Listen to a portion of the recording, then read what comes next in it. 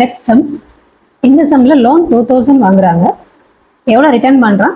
1000 rupees return பண்றான். எவ்வளோ இன்ட்ரெஸ்ட்டுக்குன்னா 6% இன்ட்ரெஸ்ட்டுக்கு return வாங்குறான். அப்போ நமக்கு என்ன கண்டுபிடிக்க வேண்டியது இருக்கு? Simple interest. அப்போ PNR/100.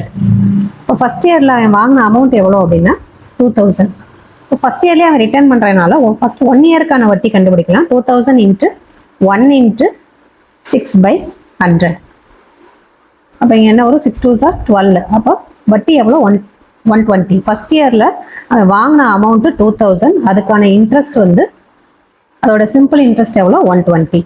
செகண்ட் இயரில் ஃபர்ஸ்ட் இயர்ஸ் அப்போ முடிவில் அவன் 1000 rupees ரிட்டர்ன் பண்ணிடுறான். அப்போ பிரின்சிபல் மிச்சம் நமக்கு எவ்வளோ நிற்கிது?